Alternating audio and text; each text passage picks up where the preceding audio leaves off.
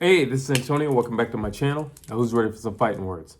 In this video, I want to talk about Bud Crawford, Terence Bud Crawford, and Golden Boy Promotions.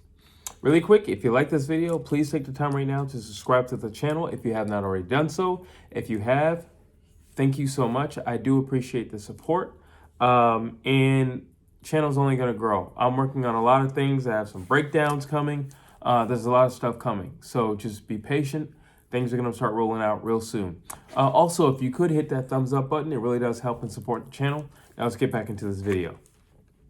So, we all been waiting for this Terence Crawford and this Errol Spence drama, soap opera. Let's call it what it is. It's a soap opera. 1 week is on, one week is not on. 1 week is his fault. The next week it's his fault. And then let's all blame Al Heyman. And it just keeps going around and around and around in a circle. And quite frankly, I'm tired of hearing the excuses. I just want the product. I just want the fight. Could care less about whose fault it is. Could care less about how much each guy is getting paid. I'm not getting a check from it, so I truly could care less. All I want to do is see the best fight the best. I don't know when this became such a hard thing to sell. I don't know over the years when this got complicated, but all I want is for the best to fight the best. Nothing more, nothing less. I'm not asking too much of any guy, and you would think for their own security in terms of their legacy, they would want the same. You would think that they would not be content as competitors and as champions. They wouldn't be content with 3 belts here or 1 belt here. No, they would say, you know what? I don't care what I got to do. I'm going to make this fight happen. Period. I really appreciate Ryan Garcia saying that he would go as far to leave Golden Boy if he does not get what he wants in that Tank fight. Much respect for that. I know that was all bluff, but still, much respect for it. I gotta respect it. But this is something different. We should not have to beg for a fight. We shouldn't have to beg for a fight. My goodness, there's way too many bosses, too many chefs in the kitchen, and not enough assistants. All right, we just need one person to mediate. One person, one lawyer, get this thing figured out. I think Bud Crawford and I think Errol Spence Jr. need to go away over the weekend to the mountains, bring a lawyer so that he can write something up and then emerge after however long it takes with a contract in which they both signed, and they bring whoever to their respective camps, promotions, whatever, gangs, that's really what it is, and get it done. Just get it done. Now, this video in particular, which I think leads to this, out of nowhere, Bud Crawford's like, I don't know, I guess you're signing with Golden Boy. So, first of all, but listen, one thing I will say about Errol Spence is the dude is consistent. If there's nothing else, I'll give the man. He's consistent. But he'll say, well, I'm not getting paid enough, or, since I'm across the street, I can't make these things happen. Okay, well, if you can't make the things happen across the street, if that's the issue, why didn't you just sign with Showtime? Why didn't you just sign with the PBC? Do like a 2-fight deal, maybe even a 3-fight deal, because there's a few guys over there. Do like a 3-fight deal. Fight the guys you got to fight. By the end of the, by, I don't know, the start of the next year, you should be out of the contract. It's a 3-fight deal. Why not do that?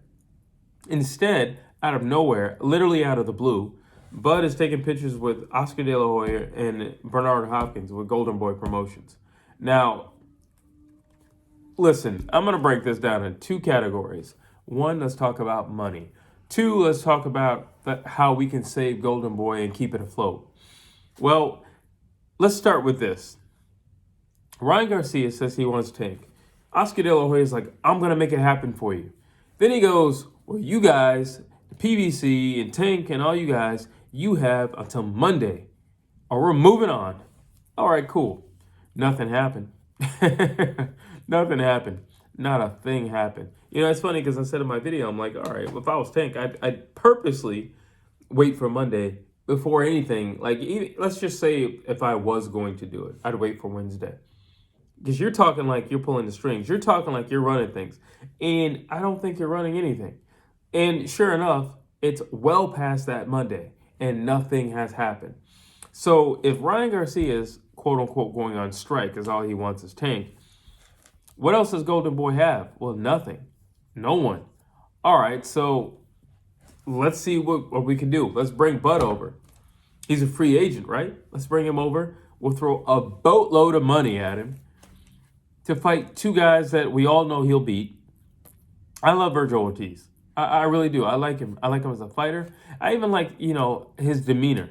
But he's not beating Bud Crawford. He's certainly not beating Bud Crawford right now.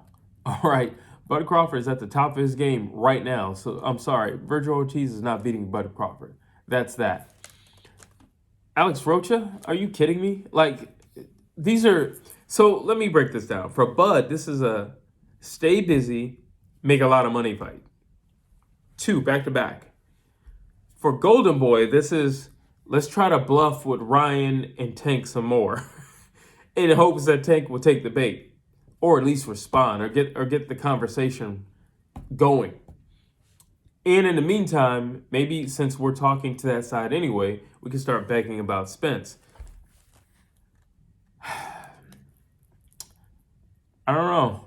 I do not know. I don't know.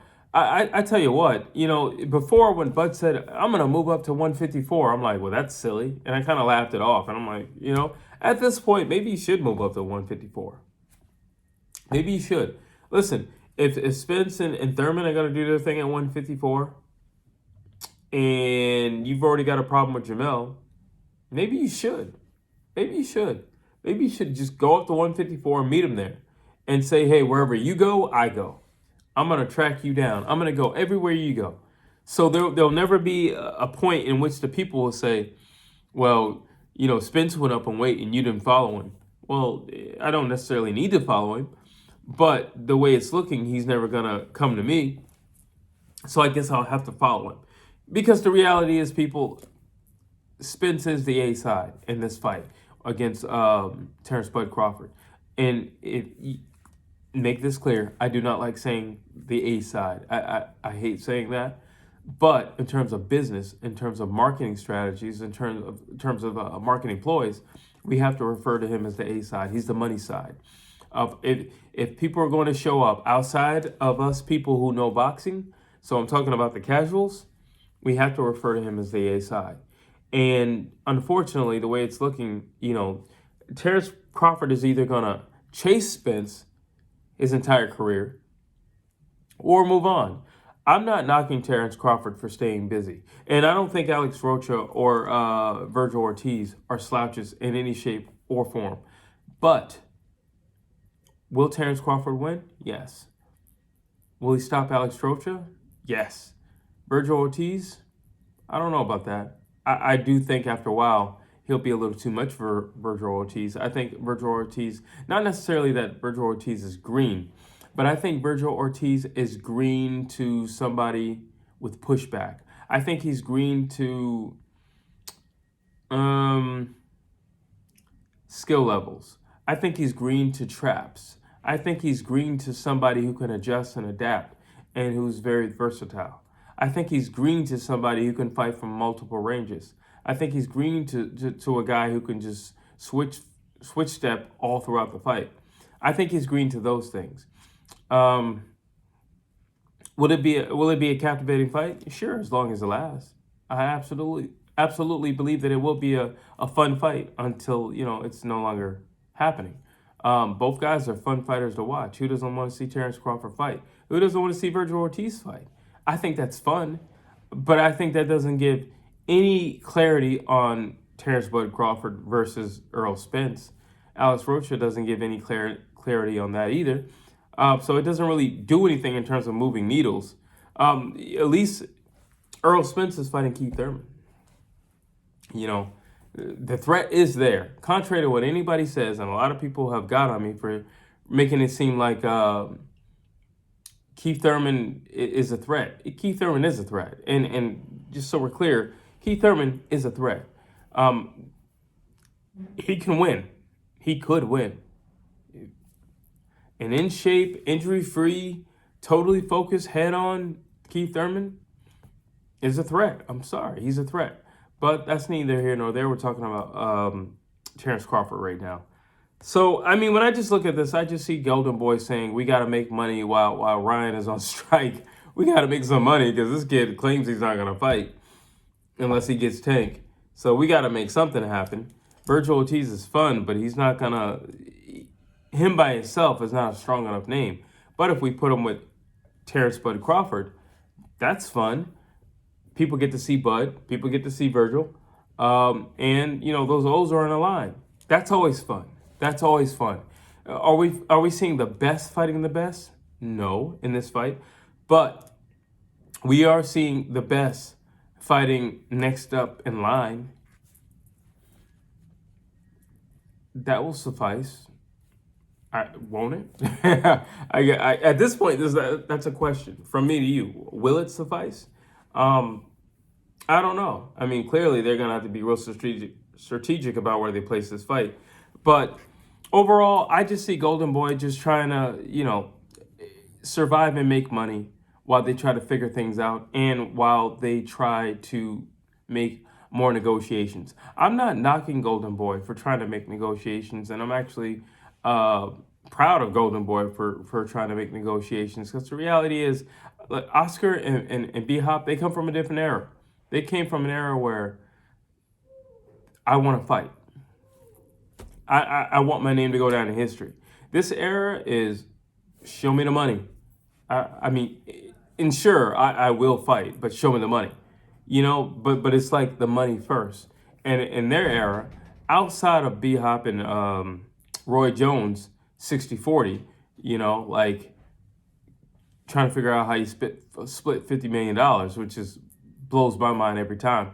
But outside of that, yeah, I get them. I totally get them. I don't know. Because it's just like, and then what happens after, you know, it. Again, if I just, now I'm looking at this thing a little differently.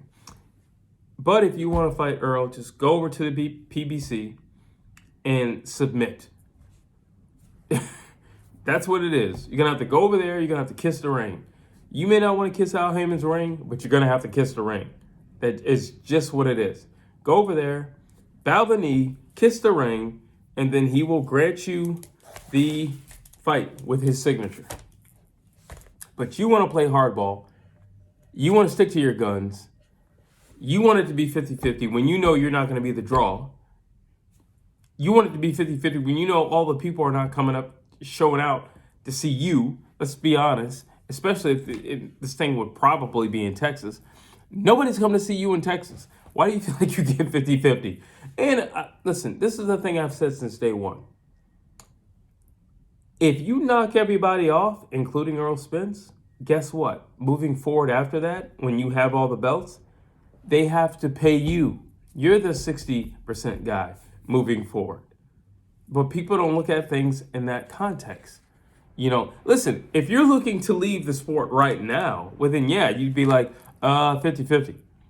But if you're not, and you truly want to cement yourself in the sport, and you truly want to unify, and you want to be a second-time undisputed, you know, champion, well then no, look at the long game. And I think that's the problem with a lot of fighters today. They don't look at the long game. They look at the short game. They say, well, this is what I want this year, as opposed to saying, I probably have like 5 or 6 more years in my career. I want to think about my 7-year plan. Okay? That's what I want to think about. As opposed to, no, I want as much money as I can make in this fight. And then I'm just going to fight this one time this year. And then next year, I'm going to pull out, fake an injury. And then later on in that year, after the rehab is all done, supposedly, I'm going to scream about mental health. And that'll take me out for the rest of the year while I spend this money. And then I'm going to have to make my money back. So I'm going to have to try to get another really, really, really, really big fight. And maybe by then, my popularity would be big enough to where I could fight a YouTuber or something like that and have zero risk and all 100% uphill reward. I don't know. Nobody's gonna be talking about you in the future if you do that. But I won't be. Because I am really getting sick about hearing about Errol Spence and Terence Crawford, and they're not fighting. And I'm really starting to get annoyed, like when I hear their names, and I have to put their names with someone else's name. Errol Spence versus this guy, not Terence Crawford. Terence Crawford versus this guy, not Errol Spence. Are you getting sick of that? I'm getting sick of it. I don't know. Maybe I'm just the only one, but I'm getting sick of it. And it's just, if you're going to fight, fight. If you're not going to fight, both move on. I mean, I personally don't believe that. I think this is Errol Spence's swan song. I don't believe he's coming back down to 147. Personally, I don't think he is. And yeah, he could make a whole lot more money with Jermell Charlo. He could. That'd be a really sleazy move in his defense. That's a sleazy move. And you could make the argument, well, I'm fighting a champ and a guy who's really tough, and he's a knockout artist in Jermell Charlo. Yeah, but we wanted this. We don't hate this. We like this. But we needed this first. There's something in us, just as the general public and as fans of the sport. Now, we kind of need this. We kind of need this. We need this. Spence and Crawford are the Hagler and Leonard of today's generation. If you recall, remember Leonard was, he was out with his retinal injury and he had been gone for a few years, so it didn't look like it was ever going to happen. Then out of nowhere, it happens, but how long, number one, how long have we been waiting? But how long are we going to continue to wait? How long are we going to continue to wait? Listen, these guys, these animals out here are only getting better. These Duran Ennises, they're only getting better. That's all I'm saying. They're only getting better. And by you stalling him out, you're stalling yourself out, because they're only getting better. And guess what? They're only getting one step closer to you. While you're not fighting, they are fighting. And they're getting closer and closer and closer. And then it's going to be like, I got to deal with Errol Spence and Duran Ennis, or I have to deal with Terence Crawford and Duran Ennis. They're only getting closer, only getting closer. But those are my thoughts. Drop your thoughts down below. What do you make of this Terence Crawford joining Golden Boy?